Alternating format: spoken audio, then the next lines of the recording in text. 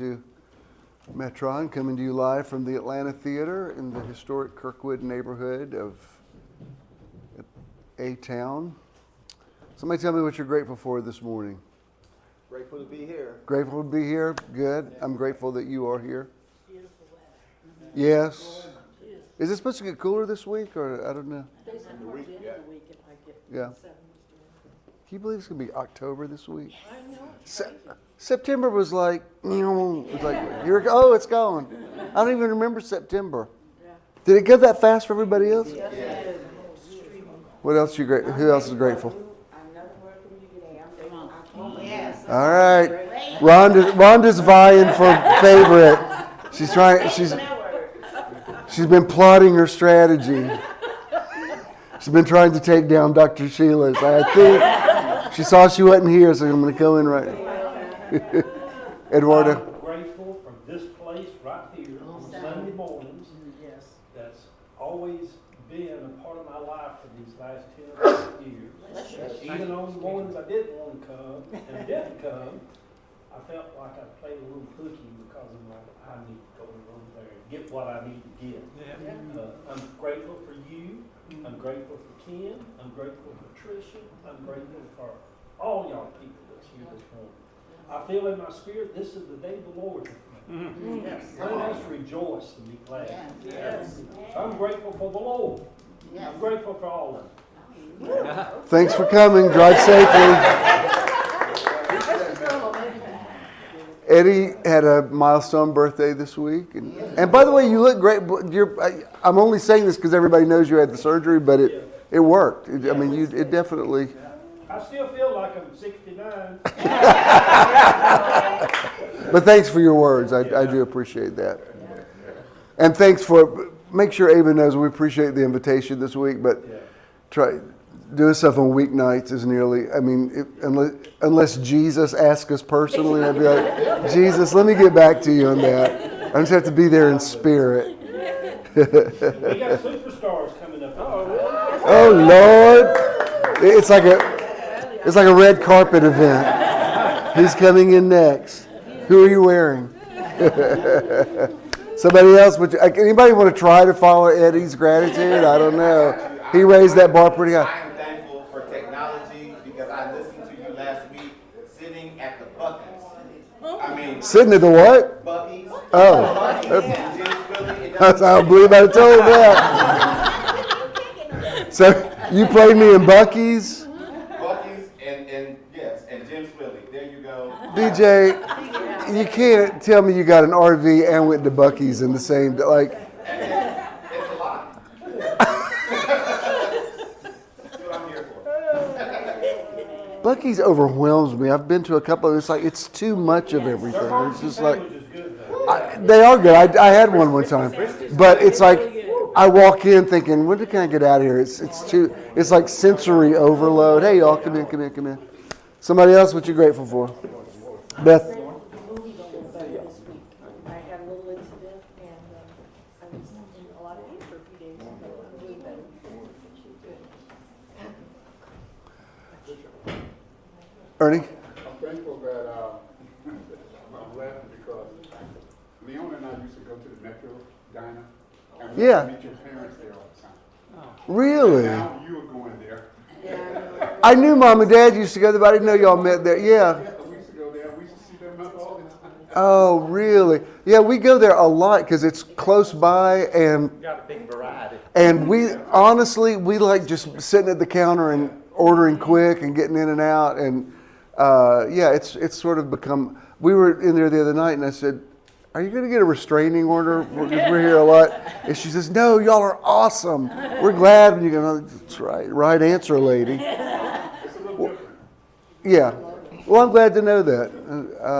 Now that I've gotten acclimated to the area, I know where everything is, and it takes you a while to learn your stores, and because even Kroger's and Publix, they're not always laid out the same.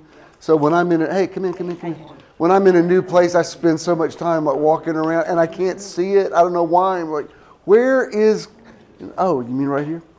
So, but thanks for reminding us of that. That makes me appreciate it even more. Anybody else? What you grateful for? Here, Russ. I'm thankful for Metron, all of y'all, everybody. We're grateful My for you life has too. changed in a very good way. You've been getting some amazing pictures of shots. Was that the rainbow that you posted? That was beautiful. Thank you. And the thing that you sent me about my artwork, that blew me away. It was like, okay, I'm gonna have to have that one That's amazing. framed. That agree. was really, really good.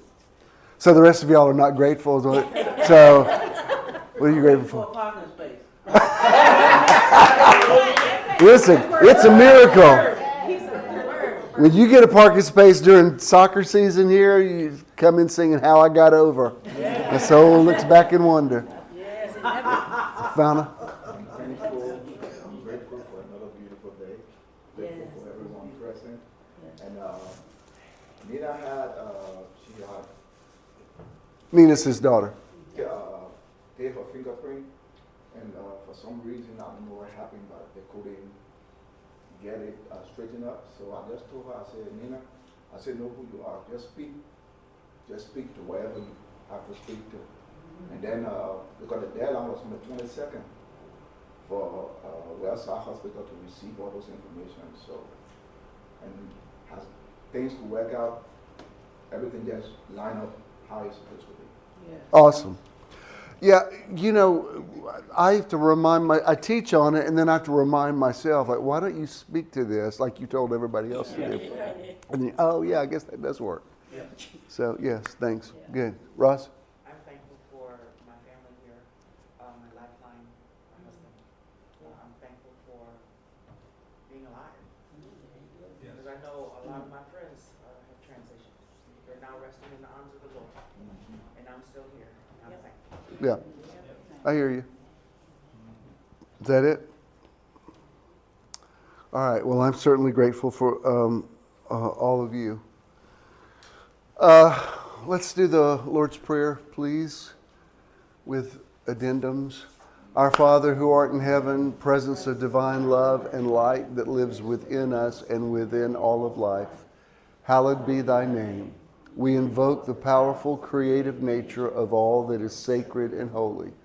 Thy kingdom come. We embrace the healing essence that is the kingdom of heaven within us. Thy will be done. We accept our greatest good as we align with our divine nature, on earth as it is in heaven, knowing that the affairs of our lives reflect our evolving consciousness. Give us this day our daily bread. Each day we receive great blessings from within and throughout all the activities of our lives. And forgive us our trespasses as we forgive those who trespass against us. We accept the divine nature of all things and all people, including ourselves, as we move away from judgment and toward greater awareness of divine presence. And lead us not into temptation. We shall be vigilant in expressing and experiencing the oneness with all life. But deliver us from evil as we are learning to live without fault-finding and suffering. For thine is the kingdom and the power and the glory forever and ever. For we accept the consciousness of divine perfection with all its power and glory right here, right now, and forever. Amen, and so it is. Tell the person next to you there's nobody I'd rather sit next to than you, and I really mean it. And then you may be seated.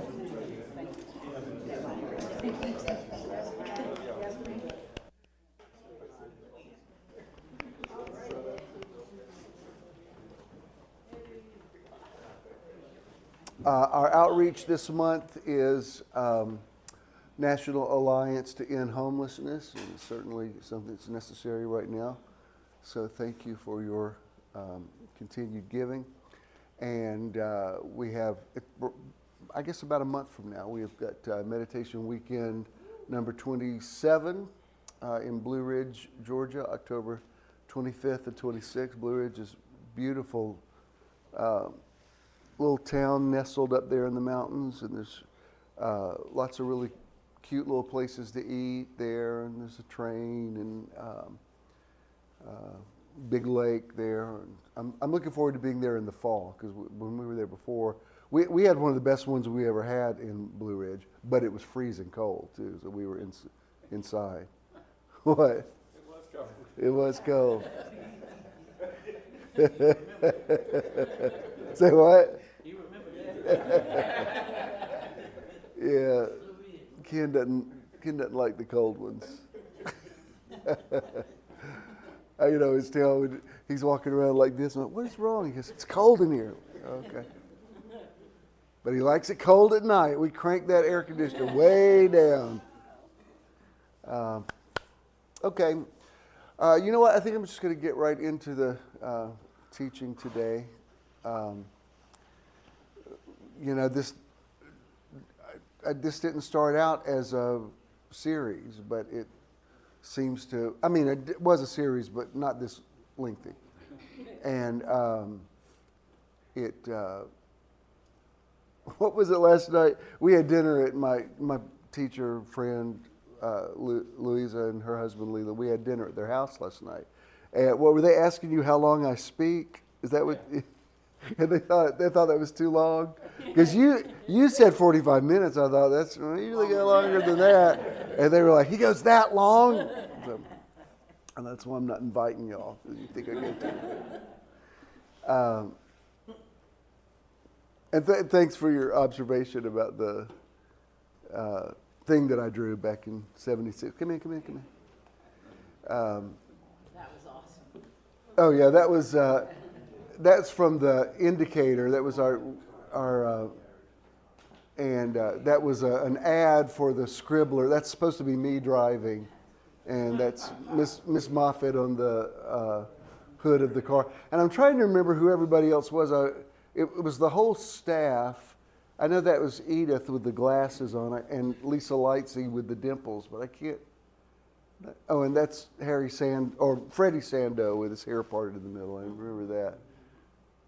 Anyway, that was. I don't have my annuals anymore, so I was asking her if she still had a copy of. You know what I saw when I saw it? What? Yeah, I didn't realize there was he had drawn a pig on the front of the. I guess it just escaped me, but I didn't draw that part.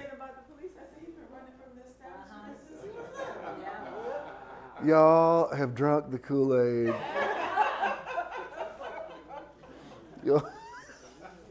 Thank you for that spiritual observation. I don't know why he his name was Mark Kriminger. We collaborated. He said, I can't draw caricatures.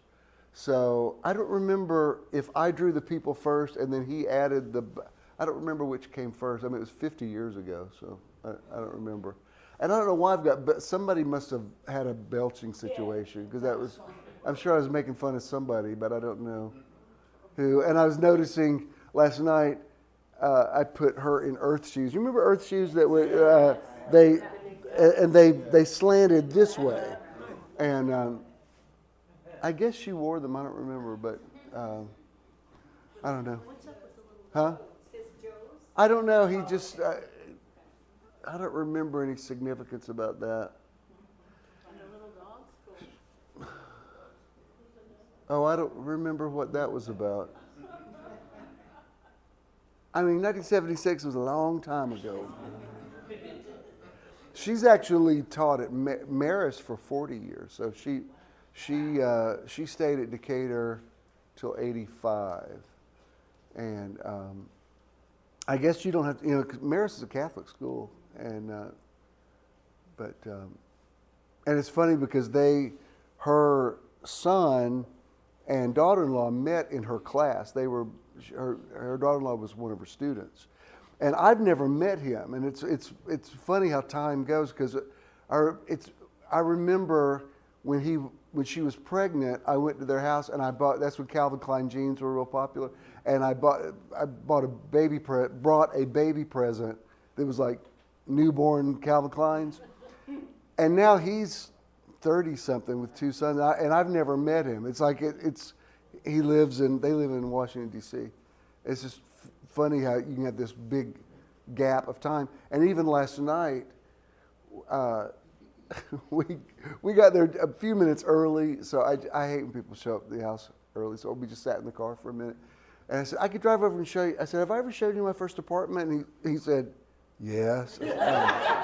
Sorry, I was trying to include you in my life.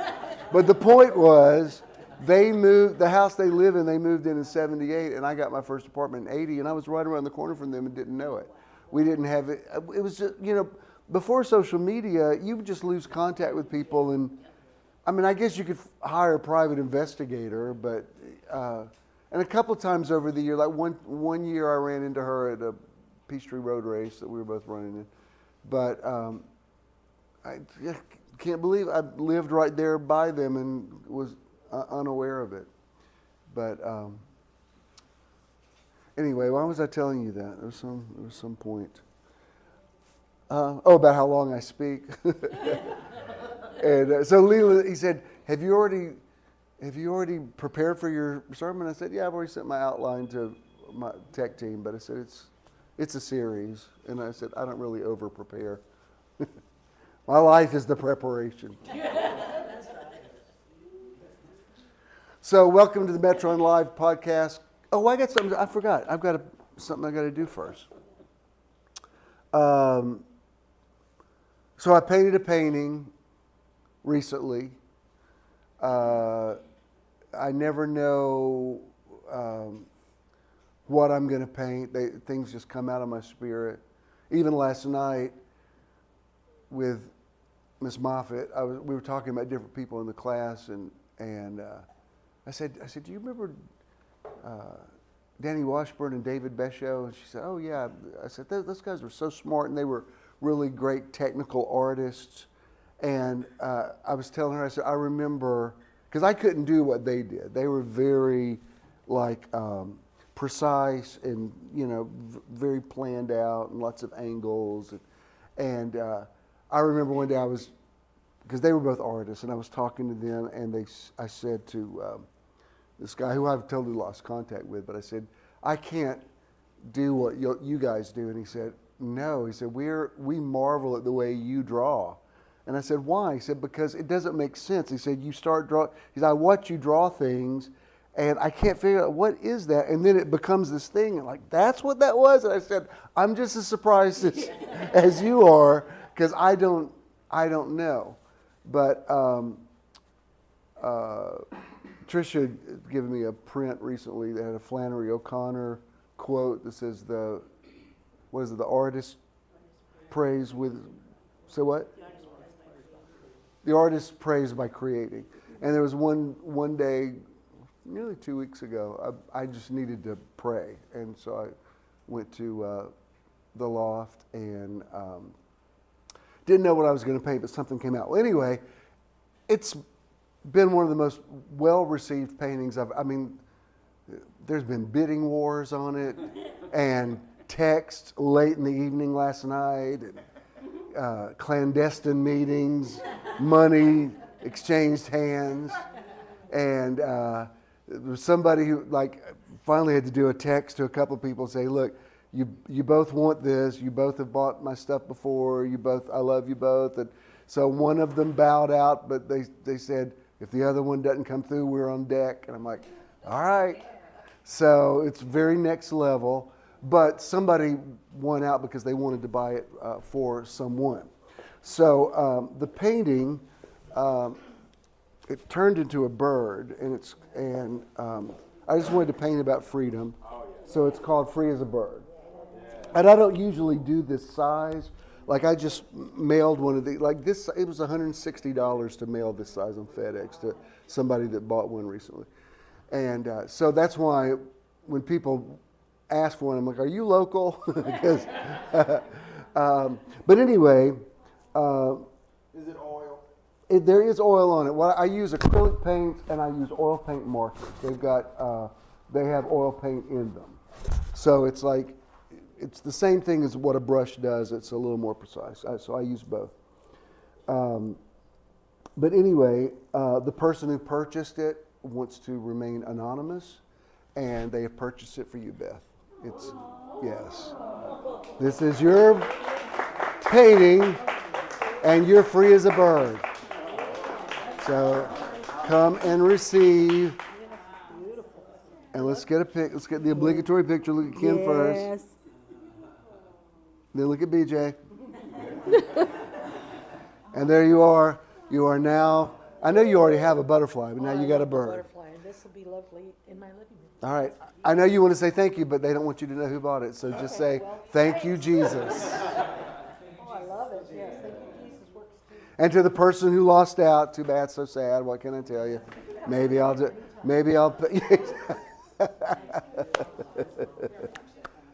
So thank you for your interest and thank you for your support. Many of you have a good bit of my artwork, but Tricia sent me something this week about art. I really would read it to you, but I need to get on.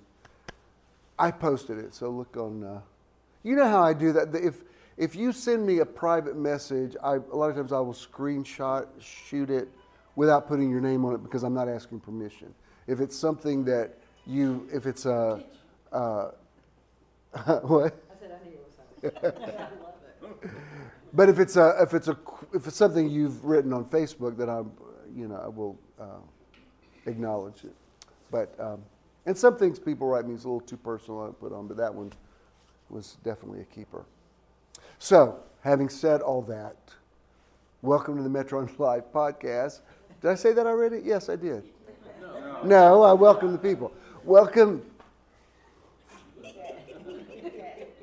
to the Metron Live podcast, coming to you from the Kirkwood Theater in Atlanta. Come in.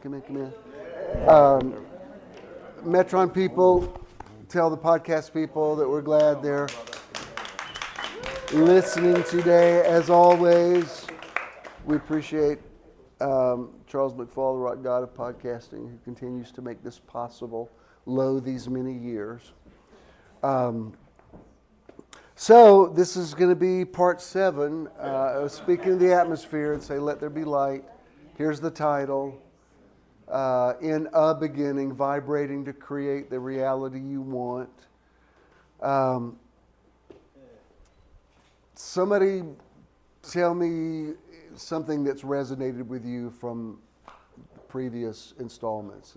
Is it making a difference? Is it if you can articulate it? Yeah, Dale. So this absolutely has worked for me.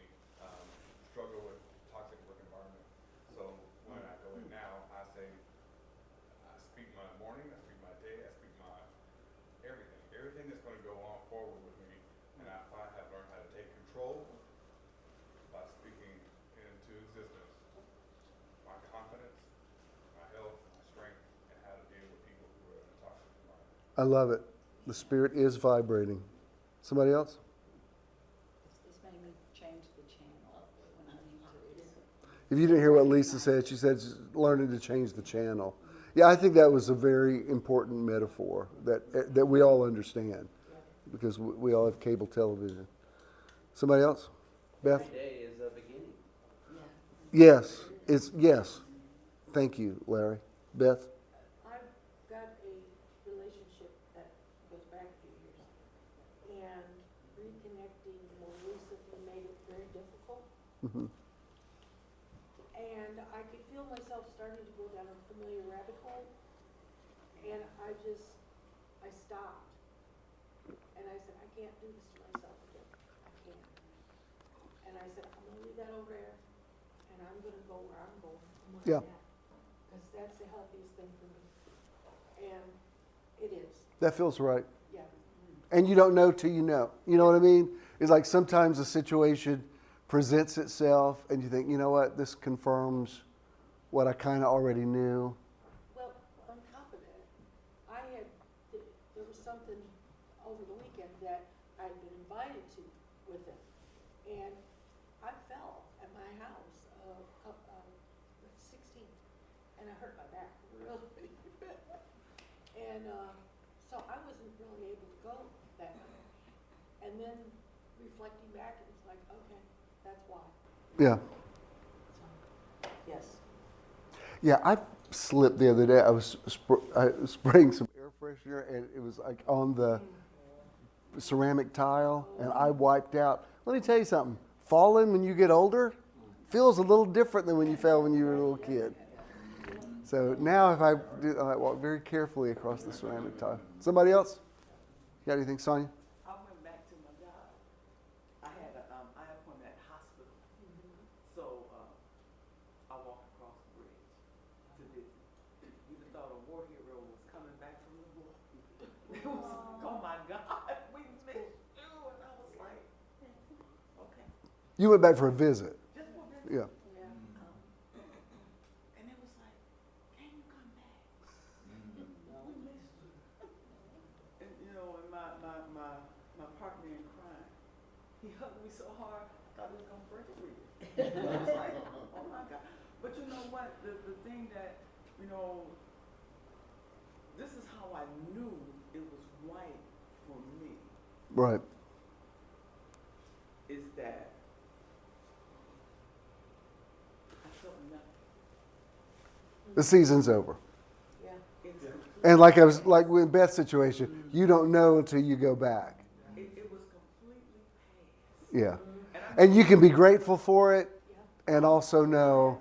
completely grateful for it. Yeah. But I mean, every section that I visited, every one of them had the same thought. We wish you were still here. Which is lovely. Lovely to hear, but it also confirms to you, I don't wish I was here. Exactly. Yeah. And the thing is, in this age group, a lot of you are around retirement age, and retiring is a whole other chapter in your life. You've got to nearly reinvent yourself, and it can be disorienting because I'll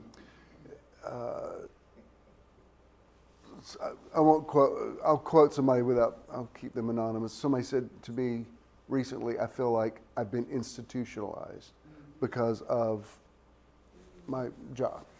And I understood what that meant. And so it's like when somebody gets out of prison, a lot of times they go back because they don't know how to, you've been told this is when you eat, this is when you go to the bathroom, and to have to be on your own is kind of disorienting. Quite frankly, it's why some people stay where they are in religion. Because you put personal responsibility on people, and they're like, don't make this about me. I want everything to be beyond my control. And so in this age group, we're all having to learn, like when a new chapter begins, your life's not over, but you do have to rethink some things. Like, well, then who am I now? Because if you've been defined, I've shared this with you before, but I don't do this now, but for several years after Church in the Now, when I would meet somebody and they'd say, what do you do? I would go into this spirit like, well, I used to have a mega church, and then one day it hit like, why do I feel compelled, like this is going to validate me? Now I'm just saying, I don't know how to explain to you. Most people would call it a minister. It's probably not what you think, but I don't have to, but it's because I had been defined as that guy for so long. And now it's like, you know what? I'm worth meeting if you didn't know that I was that guy. Because I'm this guy. You know what I mean? And that's The whole idea of vibrating, and just the word resonance just keeps stirring and stirring and stirring. And it's I think I've described myself before as like a tuning fork. I'm always picking up on vibes. I love that. But what I'm realizing in vibes, there's not resonance. I'm seeking resonance. Love it. That's why this place is so special. There's resonance here. Each one of us, like I was telling Lisa, I always describe this place as a circle, the circle of Metron, because there is no corners to, things don't get stuck. I love that. It's just that energy just keeps going round and round, and so it's given me a deeper understanding of what it is I feel when I feel it, and what's just vibes, and what I'm resonating with. I love that. Love that. Love that. Bishop, so it's been 10 years since we've been here, right? Metron, 2014 we got Metron? Yeah, 11 now. Well, 10 years ago, I was going through something with my job, being let go. So this week, we had this meeting, a Zoom meeting, and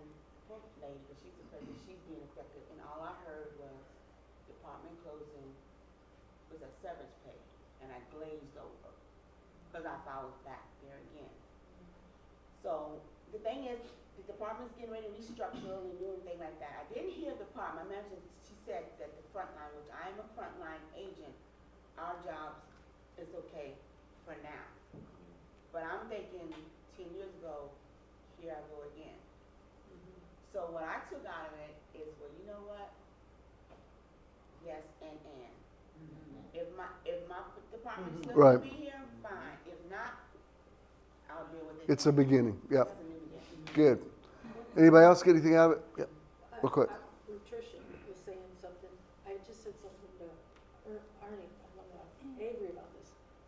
I heard an expression years ago and it stuck with me. Let there be such oneness among you that when one cries, the other tastes salt. Mm. And that's kind of how I feel about The connection. the connection. Beautiful. I love it. Eddie? Jim, I think maybe it was Enoch that said he walked with God. And was not. Yeah. And there's no limitations God put on any of us. We can go as deep as we want to go. Yeah. We can fly as high as we Yeah. want to fly. There is no end to Yeah. growing and awakening in the other. Come on. And I think, for me, I get very bored with limitations and Yeah. do it this way and structure, and maybe I'm just bored with it. I got really bored. People ask me, like, can you tell why did you leave the church? I'm like, I outgrew it. Yeah. That's the simple answer. It can be gay, it can be divorced, Right. but simply my spirit outgrew it. Same. And we just need to be in situations where we can go as deep as we can. Absolutely. And That, a lot of preachers will limit you. You stop right here at John 3:16. totally. That's why the other night I just thought, I'm just going to post this without overthinking it. But I just said, because I'd had 2 or 3 conversations during the day, and I just said, all that stuff that you are afraid to tell people because they're going to think you're off the deep end, all of that's real. Synchronicity's real. Visitations from the other side is real. All that stuff. And so many people immediately responded and said, I really needed to hear that because, We know that down in our spirit. right. That's why, was it last Sunday I kept stopping saying, is what I'm saying making sense? Because I felt like it was, you know what it felt like last week? Have you ever, you had, and as you're telling the dream, you realize how crazy it sounds? Right. And sometimes you think, you know, never mind. It feels real to me the way I'm remembering it, but I know that sounds insane. I felt like I was in a dream state last week. And I welcome that. I mean, like I'm fine with that, but it felt like it was coming from sort of a different place. All right, let's get into it then. I'm just real quick. I'm going to touch on these 2 verses that are sort of our foundation: Genesis 1:1-3, and the Concordant. In a beginning, created by the Elohim, were the heavens and the earth. Yet the earth became a chaos and vacant, and darkness was on the surface of the submerged chaos. Yet the spirit of the Alueim, the Elohim, is vibrating over the surface of the water, and saying is the Alueim, become light, and it is becoming light. Remember, the King James says the spirit vibrated or hovered past tense over the surface of the deep. And the word is it's a word that they use like when a mother hen incubates eggs, it sits on them. So it's not just hovering, it's hovering with the intent to birth something. And to what you were saying, Dale, and what you said, Larry, every day is a new beginning because the Spirit, it's present tense. Creation is ongoing. The universe is still expanding. What you said last week at the end about the astronauts, I'm like, what? That was very powerful. So, sometimes when I start reading about galaxies and stuff, I was telling y'all last week, it's like I have to go watch an episode of Gilligan's Island afterwards because it's like, I feel like my brain's going to explode. But I welcome that. I want to be pushed beyond my belief system. I want a God that's bigger than the Bible. And that's not saying anything negative about the Bible. The Bible is a launching pad. It was the beginning of things. Jesus said, when the Spirit comes, he will lead you into all the truth there is, meaning the truth continues to unfold.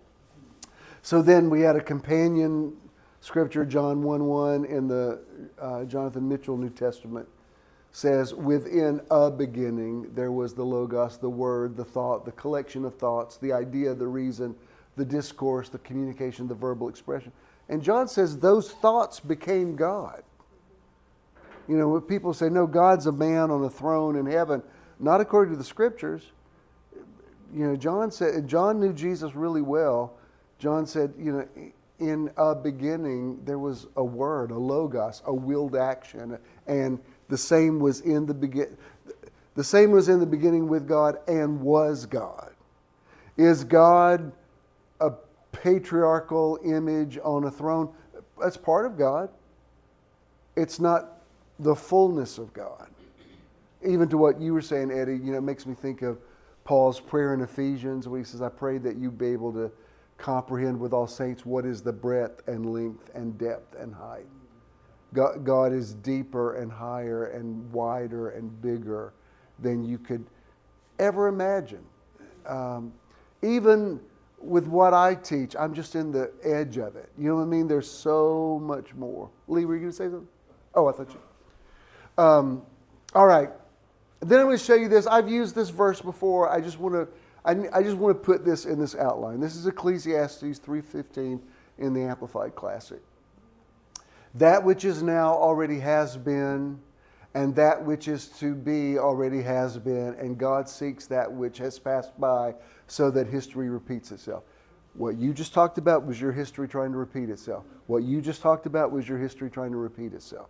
So when I deal with it every day with my mom, who sometimes forgets that it's 2025 and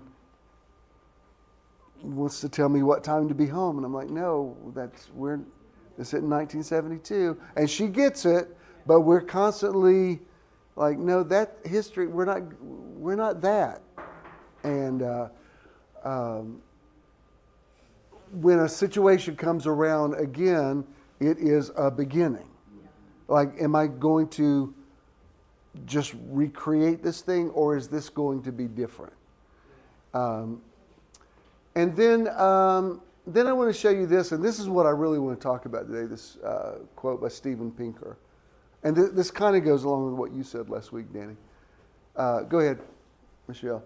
If the multiverse turns out to be the best explanation of the fundamental physical constants, it would not be the first time we have been flabbergasted by worlds beyond our noses. Our ancestors had to swallow the discovery of the Western Hemisphere. Like, people who lived on that side of the planet didn't even believe the Earth was round, which is why, to me, it seems like such a symbolic thing that people are going back to believing the Earth is flat, because they also want to take a lot of things backwards. You know, let's. Do you understand what I'm saying? Yes. There's something to a circle. You hear me? God isn't flat.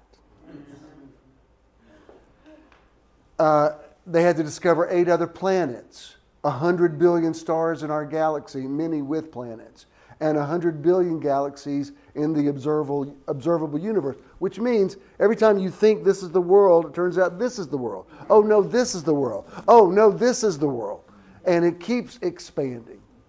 And he goes on to say, if reason contradicts intuition once again, so much the worse for intuition. Another advocate of the multiverse, Brian Greene, reminds us, and then he quotes this guy, from a quaint, small, Earth-centered universe to one filled with billions of galaxies, the journey has been both thrilling and humbling. We've been compelled to relinquish sacred belief in our own centrality. You know, I've told you this before, but when Galileo Copernicus acted on Galileo's findings, and when he convinced people that the Earth was not the center of the universe, the Catholic Church wanted to have him martyred, because they considered it a heresy. Do you know why a lot of people believe in the flat earth now? Because David said, from the rising of the sun to the going down of the same, the Lord's name is to be praised. And you think, do y'all not understand poetry? You don't understand? Clearly not. That's poetic speech. That's not a scientific. I mean, David was a musician. Y'all do know the earth doesn't actually, the sun doesn't actually rise. We still call it sunrise, but all that changes is our perspective as the globe turns. It appears to our eye that the sun is rising. So, tomato, tomato. I'm not going to split hairs if you call it sunrise, as long as you know we're moving, it's not.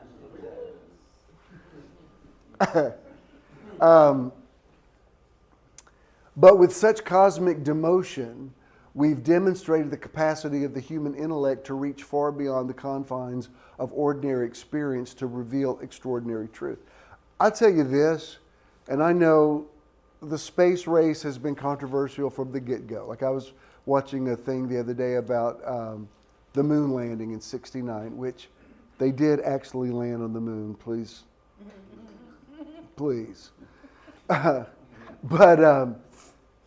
But even then, there were people protesting, saying, you know, there's poor people dying everywhere. We're spending all this money. And it's a valid point. I hear your point.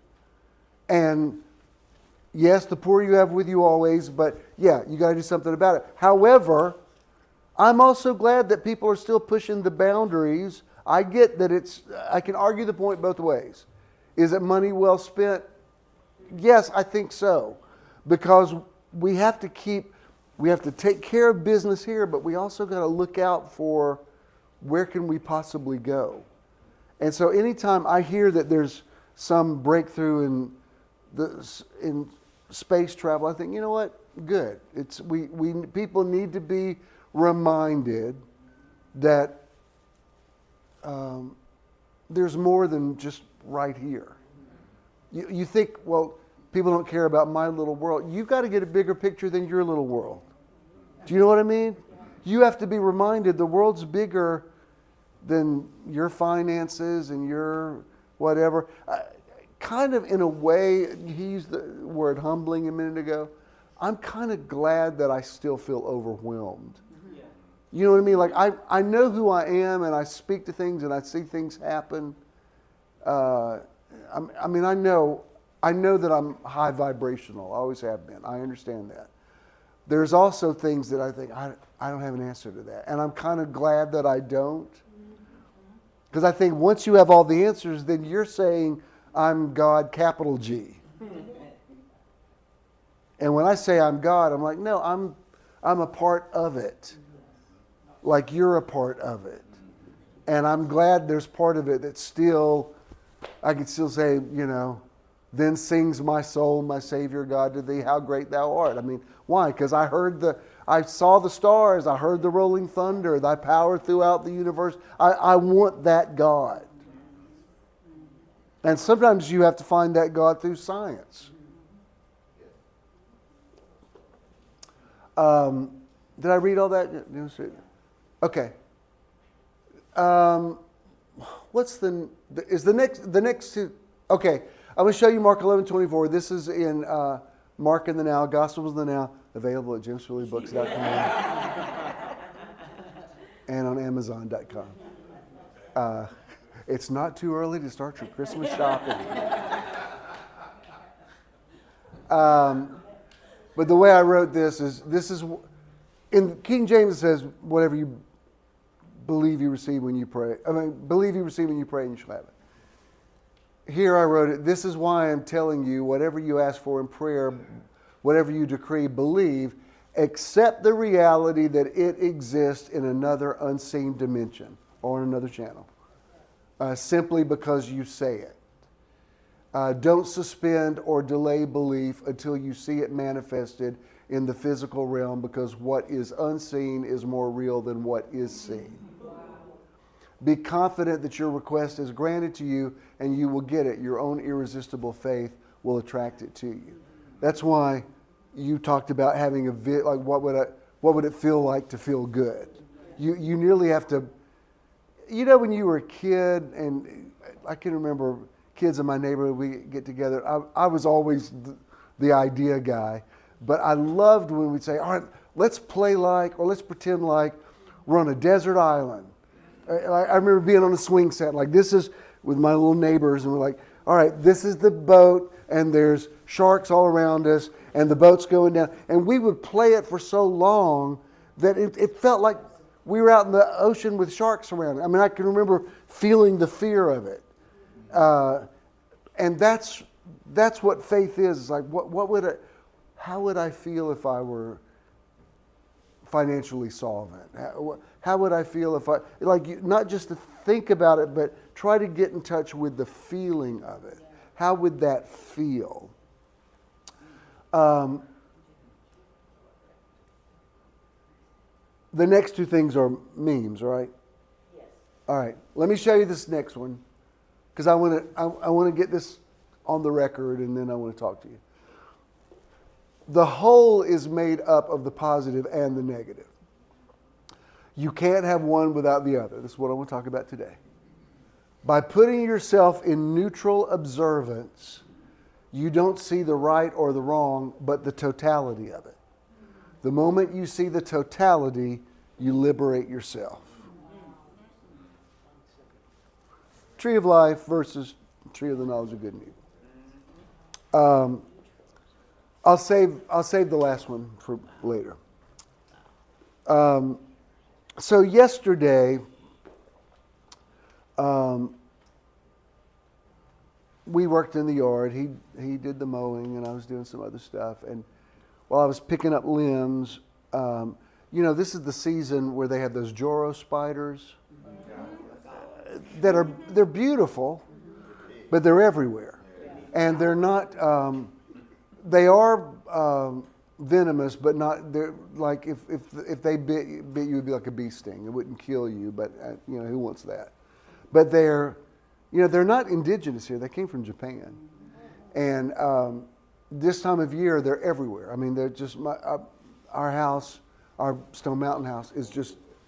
I walk around constantly, either walking into a web or walking around with a broom, tearing them down. And there was a couple of them yesterday, like in between two trees, and I think, how did you do this? I mean, are you flying? Like, I don't know how they did it. But I was looking at them, and I was thinking about what I want to talk about today, and one of them had something caught in its web. And, I don't know if you ever saw the 1958 The Fly. It's one of the most disturbing. At the end when he goes, "Help me!" It was like, it freaks me out. I know it's a movie and it's bad special effects, but oh my God. Oh yeah, it's so much scarier than the new. Yeah, absolutely. But I was looking at whatever was caught in that web, and I thought, well, you're already cocooned. It's like, too bad, so sad. But for some reason, I was compelled to keep looking at it, and I thought, this is what I feel like nature is saying to me when I'm looking at this thing caught in a web.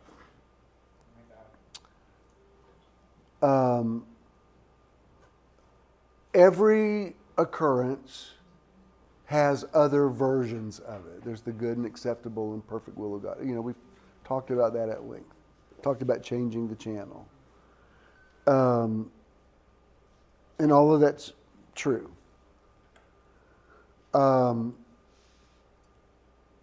I was thinking, like, why is it that sometimes there's another reality somewhere, but you're stuck in this one? How do I'm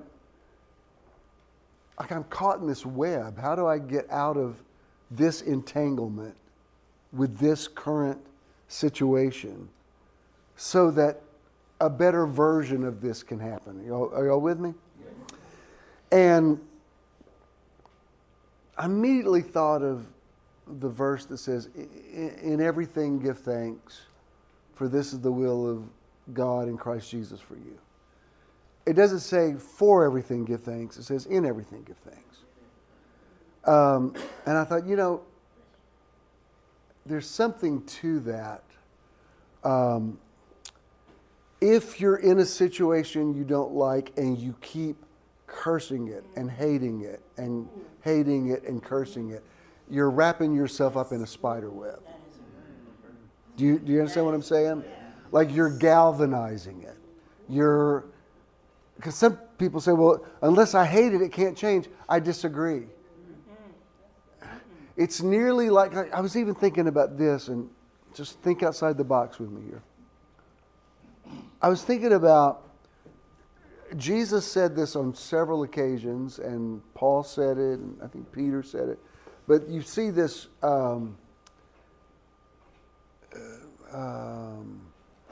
preponderance of this idea in the New Testament of loving your enemies, forgiving your enemies, do good to them. And I went back and I read all those verses, and in every one of them, it doesn't say make friends with them. It doesn't say make peace with them. It's implying there's some people you can't fix it. Proverbs says a brother offended is harder to be won than it is to take a city. And I know that my landscape is littered with broken relationships, some of which I tried to fix and made it even worse. I went back and tried to fix it, and people questioned my motives. And, at a certain point, you nearly have to say, this is the way you're going to see me no matter what I say. And if I say my side of it, it's only feeding into your narrative. It's only confirming what you already think. So I can't fix this. I mean, back in the day, now I don't have time for it, but back in the day, there would be people that would be offended at me. I'd take communion to their house, serve them the blood of Jesus, and wash their feet on more than one. But you can't believe all the feet I've washed in my day. And boy, it's a chilling thing when you're down on your knees washing somebody's feet and you look up at their face and they're like, wrap it up. Like, this didn't work. You were like, good God. And I think, if you were doing this to me, I'd be in tears. But, you don't know what's in somebody's head. Like, why was this such a deal breaker for them? And, it's been one of the great mysteries of my life, how it happened. As I get older, I'm able to look back and say, okay, I can kind of see how they would have seen it that way. But when you're close to it, all you can think is, why would you think that? Or why couldn't I fix that? Or why didn't you accept my apology? Jesus, in Matthew 18, Jesus says if there's a brother's offended, he says, go to them. If they don't receive you, take somebody with you. If they don't receive that, bring them before the church. And then he says, if they don't receive that, treat them like an infidel. He basically says, you're just going to have to move on. You've done everything you can. You can't fix it. I'm telling you, there's just some things you cannot fix. I do believe when we get to the other side, whatever the other side is, I think you have time an opportunity to resolve some things. I think on the other side, in whatever eternity is, you have some perspective on it. You can talk about some things. But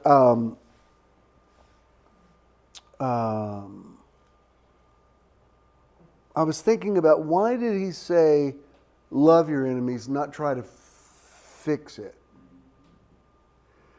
And I was thinking about the situations in your life that you don't like. The thing that's going on in a relationship, the things that's going on in your job, the thing that's going on in your physical body. Make a list of things. These are the things I don't like. They're like your enemies. Enemies that aren't people. But you're like, but life would be perfect if it just wasn't for that situation. Now that situation has made everything else. You know how, have you ever had a fruit salad that's got grapefruit in it? And everything tastes like grapefruit. I like grapefruit, but I don't like it in fruit salad because it's like grapefruit just takes over. You know what I mean? It's like I'm eating a cherry and it tastes like a grapefruit. And that's kind of the way, if there's a thing in your life that you just really hate so much and you're having to deal with it all the time, it becomes the grapefruit in your fruit salad. And it affects everything. Somebody says good morning and you think, yeah, what's good about it? And this is what I believe. I believe when I was looking at that spider web, I think the only way to get into the next reality, the next dimension, to change the channel, it's nearly like you have to bless it, or you can't get out of it. And you have to bless it on your own terms. You have to have your own epiphany. Like if you're in the middle of something and somebody says, "Oh, it's not that bad," you're like, "Mm-mm." If you ever had somebody try to make you feel better, it could be so much worse. You're like, you're not helping. Count your blessings. No, it's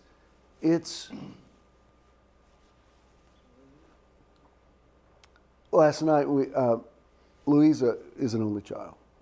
She was adopted. And yesterday was fine with my mom. We didn't have any. There's no drama yesterday, and we're fine. But the inevitable question comes up: well, how's your mom? How is it going living there? And so I, without getting over dramatic, I said, we have our moments. We had one last week where we had to have a little altar call.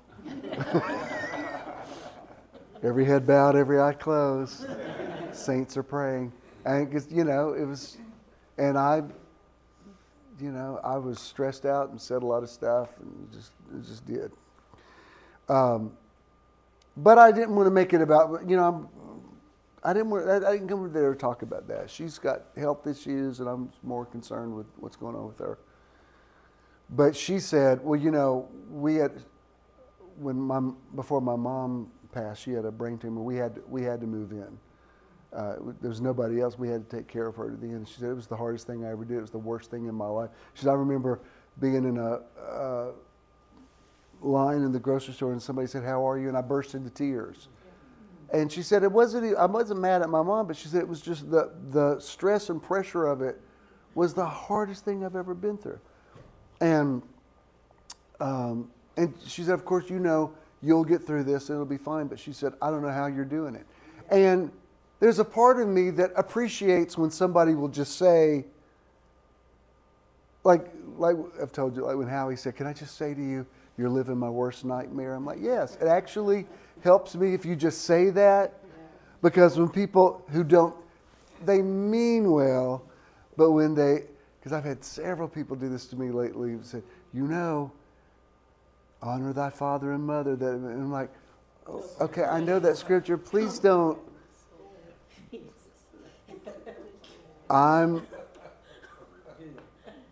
I should win a prize for honoring my parent. Do you know what I mean? Like when somebody puts a scripture on you and the vibe of the scripture, there's nothing I hate worse than somebody, and I know they're meaning well, but I also know where they're coming from. It's like, you better. I'm like, no, put your finger down. I'm doing that every single day of my life. And there are some days that are really very difficult. And I can't even explain to you why. It's not like she's unusually demanding and, it's not that. It's just the constant stress of it that I deal with. I'm doing fine. And in the middle of it, we've renovated the whole upstairs, and it's become a metaphor for me to see, how you can create a space, an oasis for yourself in the midst of a difficult situation. And that part of it, I don't mean we're just enduring it. We actually love it. I told him this week, I said, you know what I've decided? I'm going to keep the loft as long as Mom's alive. And once she goes, we're just going to we're just going to move in here and finish doing this, and it'll be great. And he's fine with that. He will not tell me this. Honestly, I think he likes the house better than the lot. Because I grew up in the city and I'm used to it.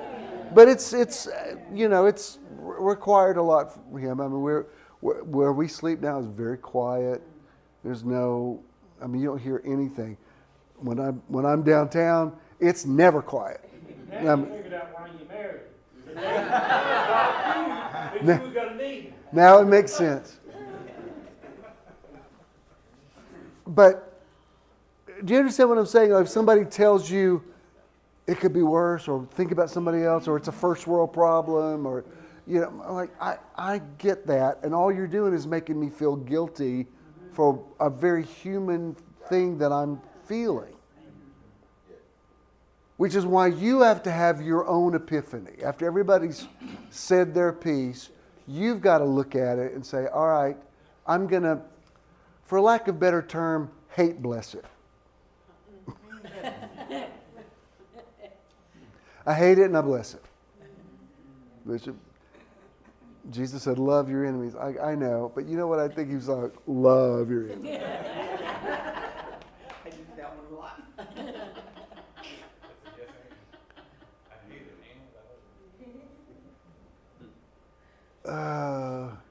Charles, if I say something right now, is it possible to take it out of the mix? Because I may not need to keep this in. You're going to be shocked, and I shouldn't say it. Okay. What? They won't help you. They want you to say it. Wrong crowd. Read the room. Okay. Judge this how you will. But I didn't watch I guess it's considered his funeral, but the service for Charlie Kirk. But I've seen clips of it. And I saw a huge amount of people that I'm Facebook friends with that see it very differently than I did. I mean, they're using words like revival, and this is the revival we've been praying for. And I haven't unfriended anybody, but I've probably unfollowed, I'd say 150 people in the last 2 weeks. I'm just like, no, I can't read that. I'm sorry. Of course, I'm horrified that he was murdered. I shouldn't even have to say that. I don't want anybody to be murdered. But I'm so in disagreement with that on so many levels. I'm not looking for a revival. I don't think revival is in my mind, a very outdated word. And so, like, wow, are we on different planets? And most of them are people I don't really know, the people I know through Facebook.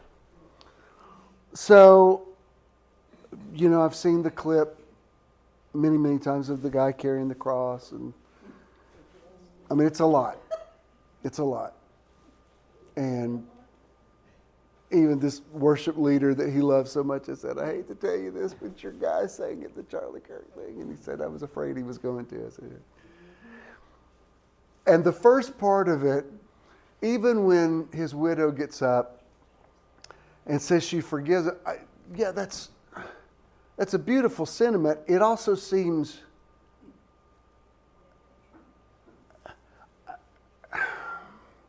God help me. I would think if my husband was just being murdered, I'd be prostrate with grief, locked in a room somewhere. And I'm not judging her motives. I understand what she's saying in theory. But what tickled me is when the president gets up. Because I know his followers, they just have this fantasy that he's like a Christian president. And they want that to be true so much. Because up until that point, it was revival and praying and doing good to your enemies. And he gets up and he says, I don't want good things for my enemies. I hope bad things happen to him. And there was something about, as insane as he is, something about that actually felt real to me. I was like, okay, that's the first true thing I've heard in this whole thing. And it's, there was, the white nationalists were clutching pearls for days. Like, he shouldn't have said that. That was the unchristian. I'm like, it was the one thing that I heard that I thought, well, that felt authentic. And I think it's why he keeps getting by with stuff, because he says stuff that your drunk uncle would say that people can't, but it feels, it's at least his truth.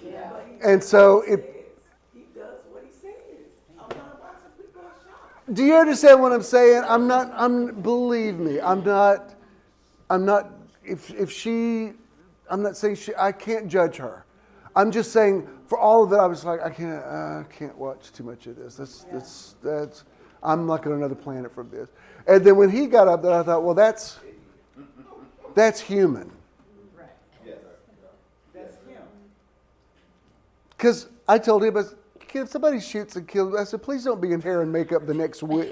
Then 3 days later, talking about this movement. I said, I want you to say, I want to kill the bastard that shot the, that's what I want. That feels real.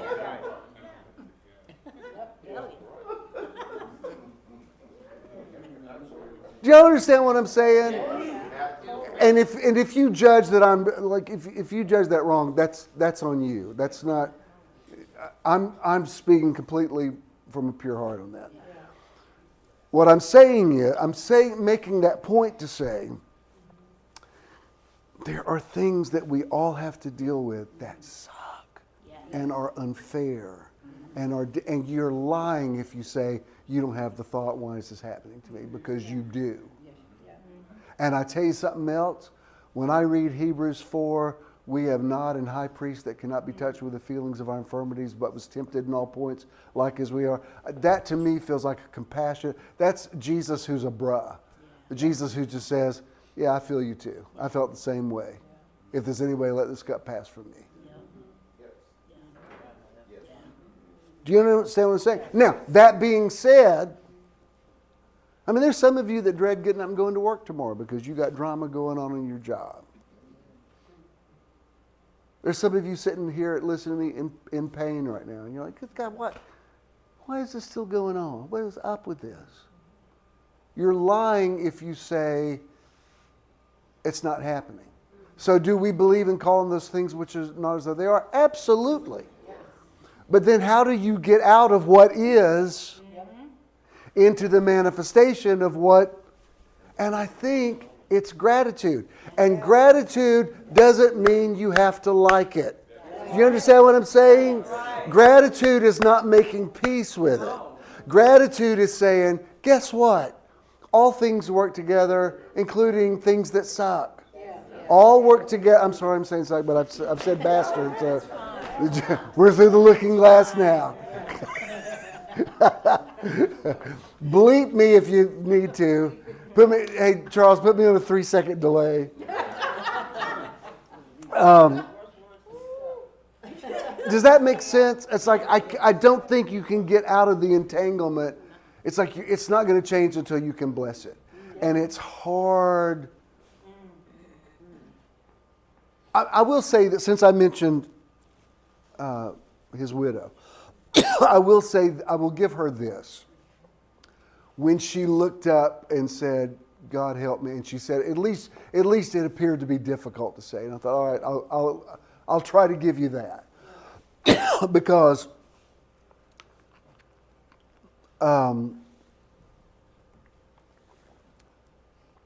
blessing something doesn't mean you ever have to like it. Or befriend it. Love your enemies is a very different concept than trying to make a friend out of an enemy. The very fact that he says love your enemies, the implication is you're going to have enemies. You can't get along with everybody. You just can't.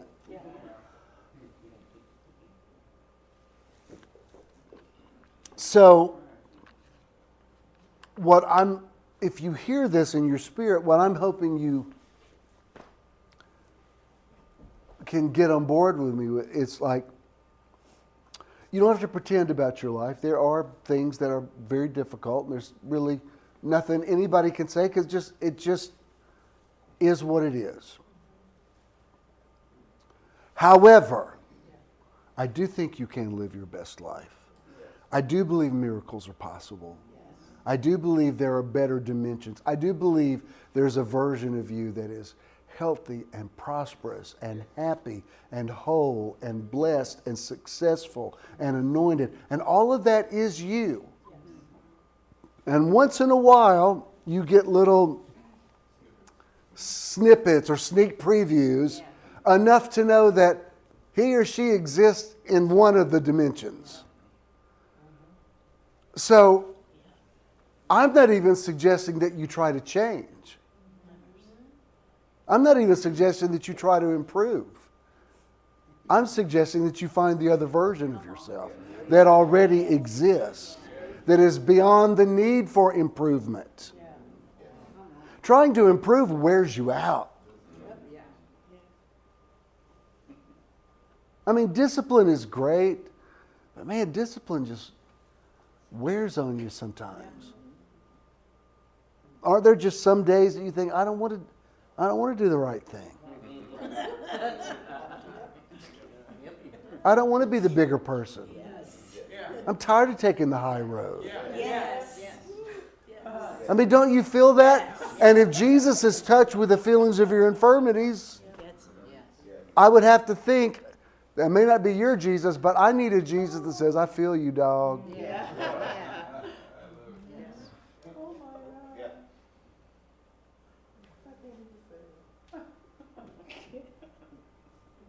What?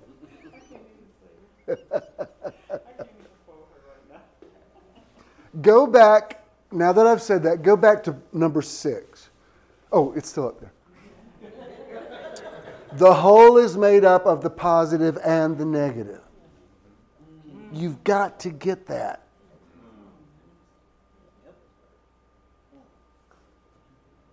The whole is made up of the positive and the negative. You're living a pipe dream. If you say, I'm going to live without, the negative's always going to be there. If I wasn't dealing with taking care of my mom right now, I'd be dealing with something else. It's always something. But that's something I have to make peace with. Do you understand? And to me, that whole Gethsemane metaphor is so important. Jesus wanted the disciples to wait with him. Can you not wait with me an hour? But they couldn't sweat drops of blood for him. There's things that people go through that you think, I hate this for you. I hate that you're going through this. And all I can do, I can't even tell you how to make it better. I'm just going to sit outside this gate. Buddy, if you've got a gate sitter in your life, that you're as blessed as you're ever. There's nothing better or higher or sweeter than somebody who will just shut their mouth and sit outside the gate and say to you, I don't have any answers, but I'm here. And I'll be here when you come out with blood all over your head where you sweat. But I'll be here. And I'll drive you home. Honestly, I'd 100 times rather have a good gate sitter than a platitude spewer. You know what I mean? Jesus didn't need disciples outside saying, it's not that bad, Jesus. You're fulfilling a great destiny. They just sat there without judgment.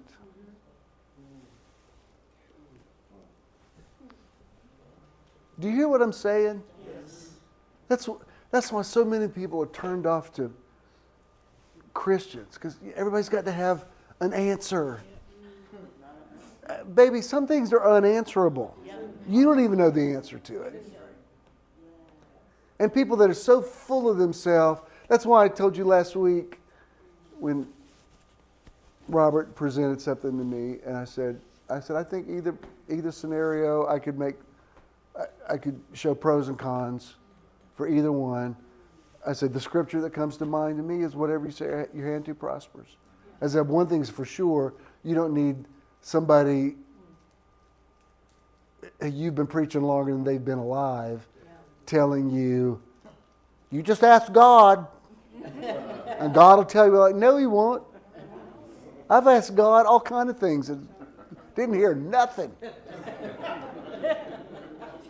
On more than one occasion, I've said, There's the truth. Ken, ask God. God's not returning my messages. Ask Him. See if He'll talk to you. Don't say I sent you. Just see it. Just see if you can get through. Maybe change His number. I don't know. And a lot of times, when I don't feel an answer from the divine, it's really God saying to me, you know what to do. Like, really, why are we even talking about this? You've got a rod in your hand, part the Red Sea. You know how to do this. Stop being... I mean, it's very sobering when God tells you to stop being a big baby.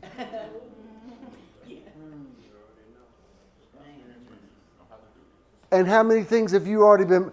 I mean, come on. How many things have you already been through that you've been... I mean, at some point... You ought to be able to say, I don't know how this one's going to work out, but all the other ones did, so I guess this one will too. But in the meantime, you are a human being that needs somebody, you need somebody sitting out in that waiting room or in that car, in that parking lot. Somebody, somewhere. Yeah. That's why if you go, even if you have a colonoscopy, anything that you have to be put under, you have to have somebody sit there because they won't do it unless they know there's somebody there for you. Why? Because they got other people. They don't have time to see you passing out. They got to make sure you have somebody. That's why if you're single, you better get some friends or something. You got to have somebody, some family member that you can tolerate. It's not going to drive you crazy. Good luck with that. But I mean, you got to have somebody.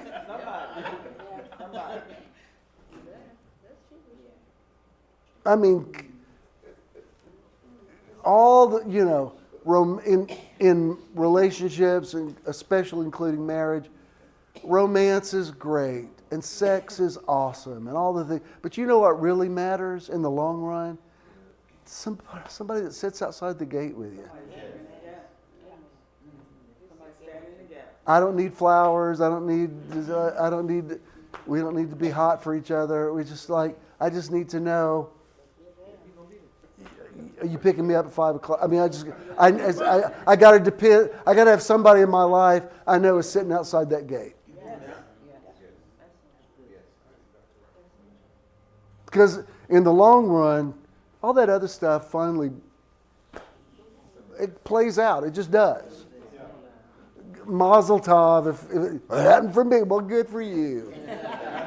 We're so happy that you're still on your honeymoon. Applause.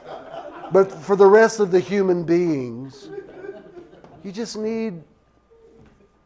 got to have somebody that's just there for you. It doesn't even have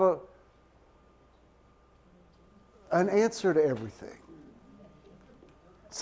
There's nothing more irritating than when you're in the middle of a thing and somebody's telling you what you ought to, or giving you scriptures and stuff. You're like, can we just not do that right now? I know that scripture. Thank you. That's beautiful. I was asking Louisa last night because one thing when I was in high school, she was always sitting. I never asked her about this, but she was always sitting in the basketball doing the stats. And so I asked her. I said, "What was that about? Why were you always doing that?" And she said, "Well, I played basketball in high school, and they needed." I don't even know why you have to write stats down. I mean, I guess it has to be done. Anyway, they needed somebody to do it. She said, I'll do it. And so all these years later, she still does that she did it for Decatur, now she does it for Marist. And I said, do they pay you for that? She said, that's like $25 a game. And, but what she said was, there was something recently where there was a dispute that something had happened and the way she wrote it down, I don't know if it was a coach that disagreed with her or so. Anyway, whoever her superior is said, she's been doing this for 40 years. If she wrote down that's what happened, then that's what happened. And I thought, I understand that. I mean, not so much now, but in the early days when people were copying and pasting Leviticus and Romans 1 to me, I think, you honestly don't think I'm not familiar with, do you really want me to talk to you about that? I mean, really? Like, oh my God, I never, what? Moses didn't approve? Well, this changes everything. I mean, there's some things you just think, well, surely they must know that. And at some point, you got to give yourself some credit that you know some stuff. But my point is that the whole is made up of the positive and the negative. You know, I've married several of you in here. When I don't use the traditional wedding ceremony, but the traditional one was for better, for worse, for richer, for poor, in sickness and health. And there is a truth to that. I mean, if you commit to somebody, like, it's not always happy times. The whole is made up of the positive and the negative. You can't have one without the other. By putting yourself in neutral observance, you don't see the right or the wrong, but the totality of it. The moment you see the totality, you liberate yourself. And gratitude, I believe, helps you see the totality of it. I hate that this happened. I'm grateful that it happened. It feels counterintuitive. I mean, how can I bring change if I don't hate it? Hatred galvanizes it. Bishop, I'm in a situation, I can't love it. Well, then bless it.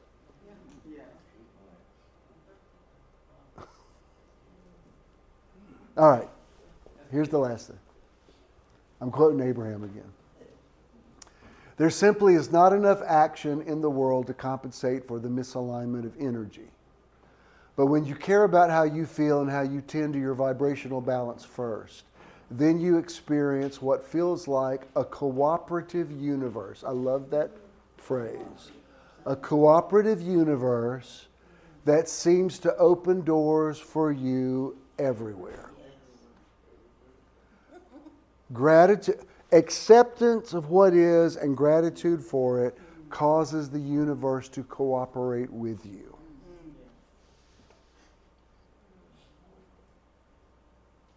Can you say that again?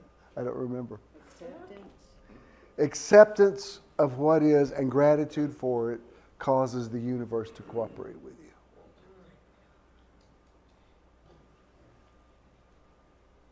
And it sounds good in here, but in real life, it's not easy to do. It is not. Anybody who says it's easy is lying to you. And what?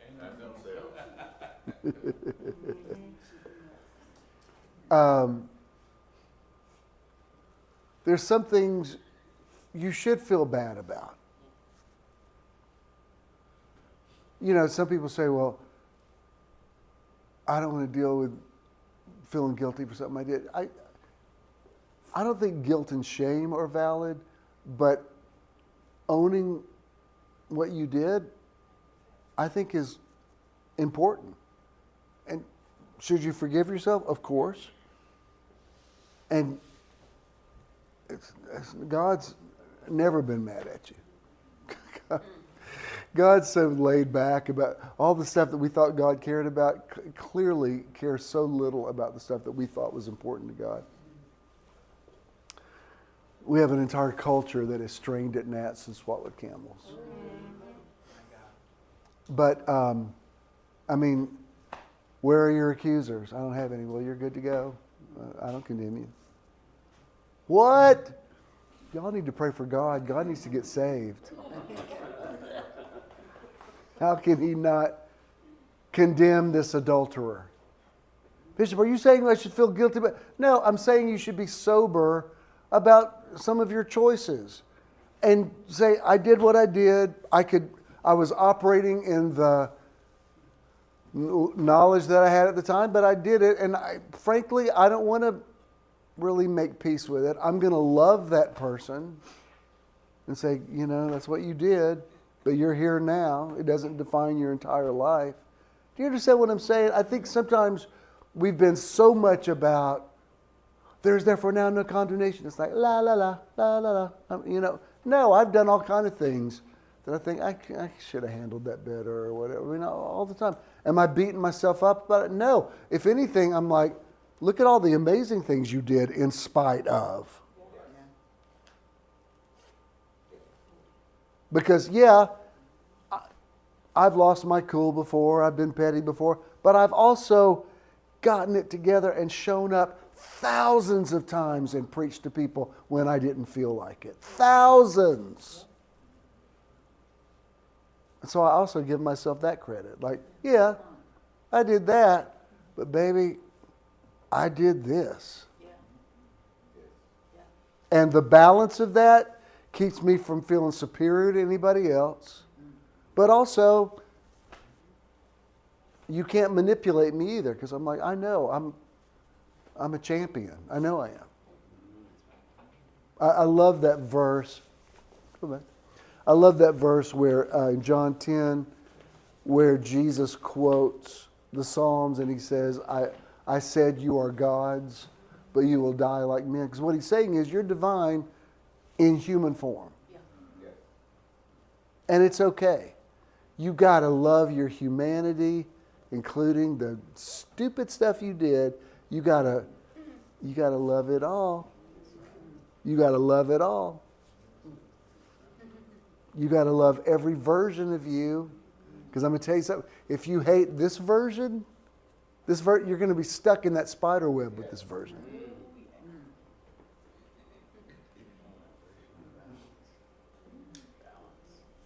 A better me can't emerge until I bless this me. Just as I am. Just as I am. Just as I am.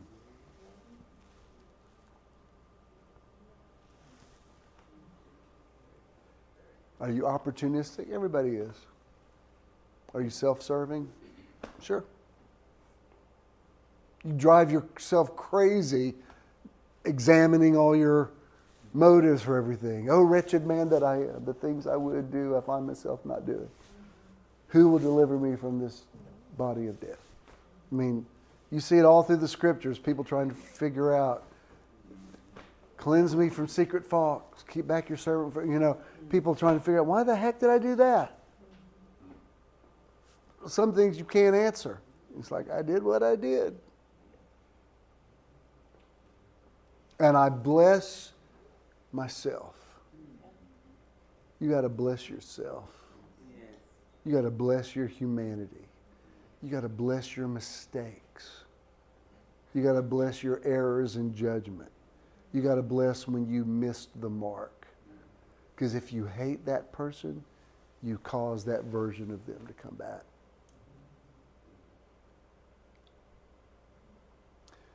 Jacob said, I'm not going to let you leave until you bless me.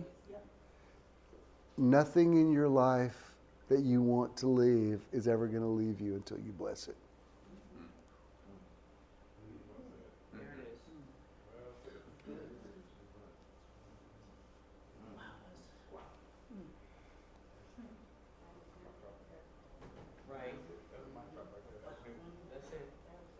All the things, you think, why is this still here? It's still waiting for you to bless it. And once you bless it, you can excuse it. Like, you're dismissed now. But it ain't leaving until it gets its blessing.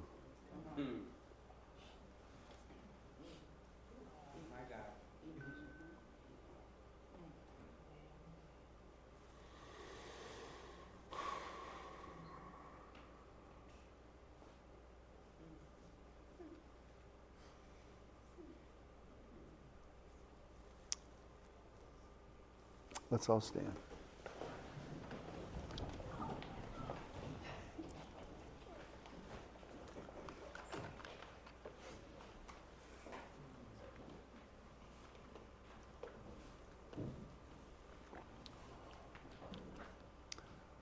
got to bless your memories.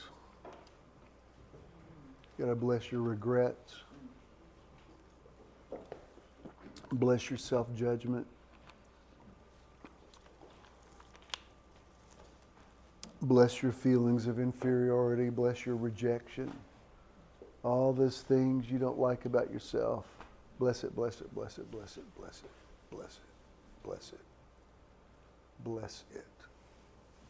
Bless your life. Bless your history. Bless your youth.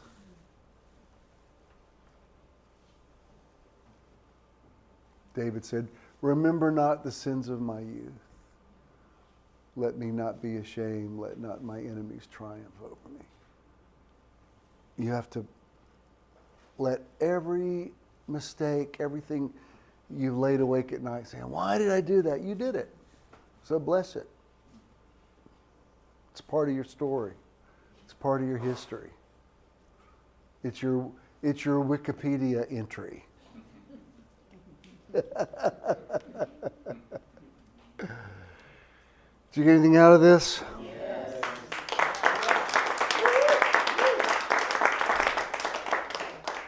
All right, it's the end of September. It stops at number 7. We're done. I'll start something else next month. But I'm glad we went to 7.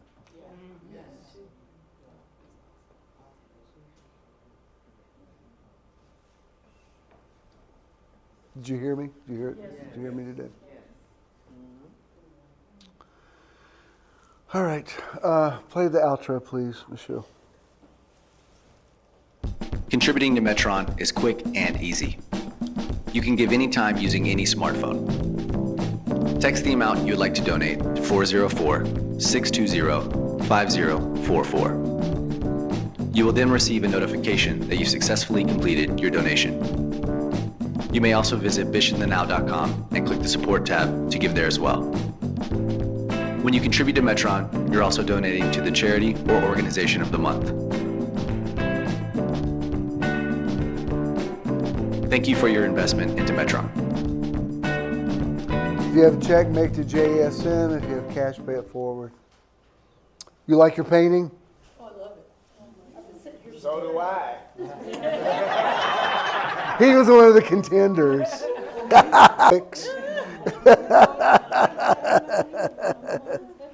Thank you.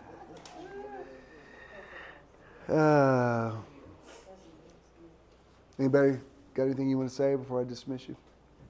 I'm just trying to process that me just turning 70 a couple of days ago. I'm just trying to process what you said, that relationships, sex and looks won't always hold the two of you together. Sorry to find out.